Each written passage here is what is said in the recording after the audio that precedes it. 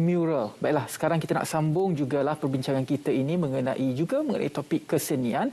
Kalau tadi kita telah pun dihiburkan dengan tarian Inang Gemalai oleh kumpulan kesenian JKKN Wilayah Persekutuan Kuala Lumpur, dan sekarang kita nak bercerita apakah program di bawah JKKN ini pada tahun 2022 setelah 2 tahun kita berhadapan dengan pandemik COVID-19, yang mana banyak program-program telah pun ditukar daripada mod secara fizikal ditukar kepada bentuk secara virtual ataupun secara maya. Jadi tahun ini bagaimana? Jadi saya sangat berbesar hati bersama dengan Encik Muhammad Amran bin Muhammad Haris, iaitu Timbalan Ketua Pengarah Kebudayaan dan Kesenian Jabatan Kebudayaan dan Kesenian Negara. Selamat datang ke Selamat Pagi Malaysia, Encik. Ya, selamat datang. Okey, baru-baru ini saya difahamkan ada Majlis Serlahan Seni Budaya JKKN yang telah pun dilaksanakan, dan saya difahamkan salah sebuah organisasi yang menerima anugerah di bawah majlis ini adalah Selamat Pagi Malaysia, kerana inisiatif Selamat Pagi Malaysia untuk menyemarakkan aktiviti-aktiviti kesenian. Mungkin boleh perincikan lagi mengenai Majlis Serlahan Seni Budaya di bawah JKKN ini. Okey, terima kasih Ridwan. Sebenarnya setiap tahun JKKN kita mengadakan satu majlis bagi mewar-warkan kalender program tahunan JKKN. Dan pada tahun ini kita adakan pada 22 Februari yang lepas, dan program ini sebenarnya kira serampang dua mata lah. Selain daripada kita mempromosikan kalender pelaksanaan program JKKN tahun 2022, kita juga memberi penghargaan kepada media-media yang telah banyak membantu hampir 5 dekad kewujudan Jabatan Kebudayaan dan Kesenian Negara. Mereka sangat menyokong program-program khususnya yang berkaitan dengan seni budaya. So dalam majlis penghargaan ini terdapat 3 kategori lah yang kita berikan kepada media-media. Yang pertama, media cetak terbaik tahun 2021, media elektronik terbaik tahun 2021, dan juga anugerah khas media sosial tahun 2021. Dan tahniah juga kepada RTM yang telah menerima anugerah media elektronik terbaik tahun 2021 di bawah kategori bual bicara yang disampaikan oleh YB Menteri Motek, YB Nancy Shukri. So tahniah jugalah kepada RTM yang telah banyak membantu JKKN dalam mempromosikan aktiviti-aktiviti seni budaya selama 5 dekad. Kita memperjuangkan usaha yang sama sebenarnya.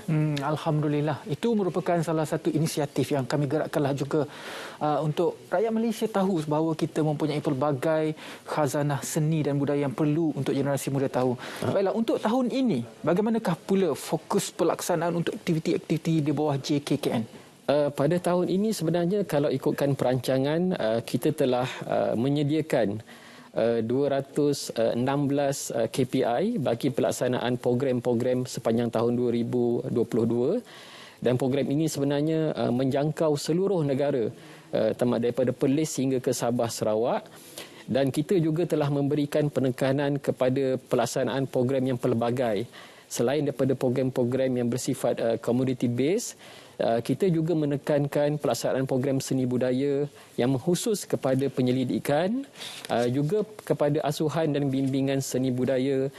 Di samping juga kita membuat pelaksanaan program yang menyentuh kepada penggiat-penggiat seni kita di seluruh negara. Jadi adakah tahun ini program-programnya ditukar kembali secara fizikal ataupun secara hybrid ataupun bagaimana?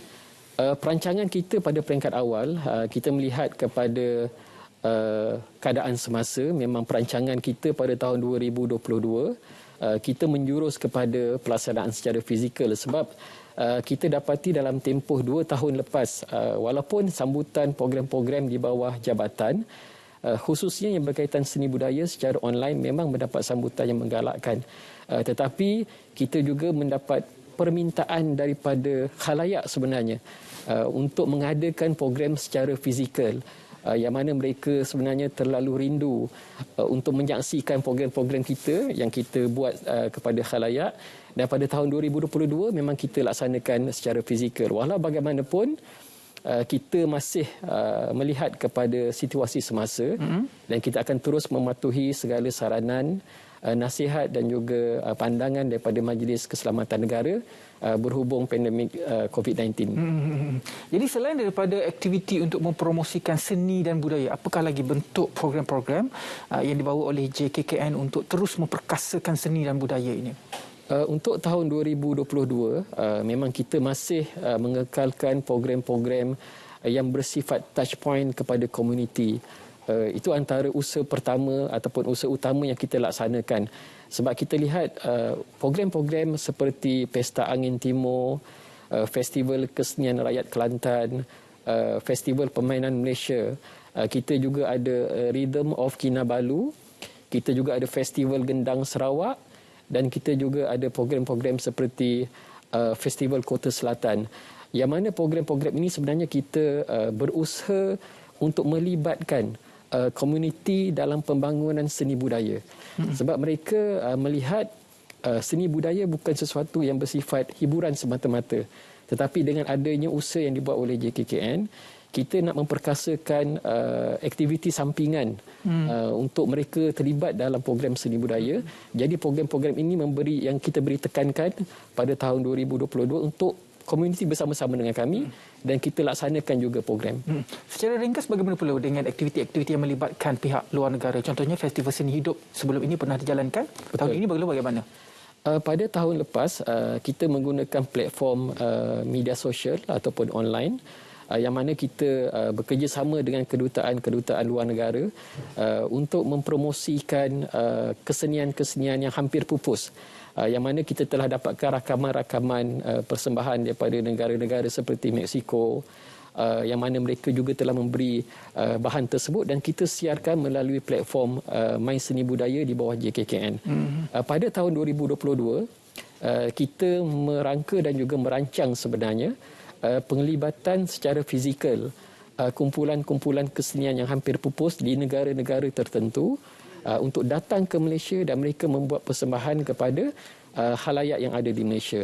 Fokus kesenian yang kita bawa kepada khalayak sebenarnya adalah kesenian-kesenian yang telah diiktiraf sebagai kesenian yang hampir pupus di bawah UNESCO sebenarnya. Jadi itu antara usaha yang kita laksanakan. Okey, itu dia sedikit kesempatan bersama dengan JKKN. Kalau anda ingin dapatkan kalender seni dan budaya, boleh dapatkan di Facebook juga. Betul. Disiarkan di sana di bawah Jabatan Kebudayaan dan juga Kesenian Negara. Ini bentuk kalender pada tahun ini dan insya-Allah ini juga akan disiarkan di Facebook untuk memberi info kepada anda semua tentang program-program yang berlangsung sepanjang tahun 2022.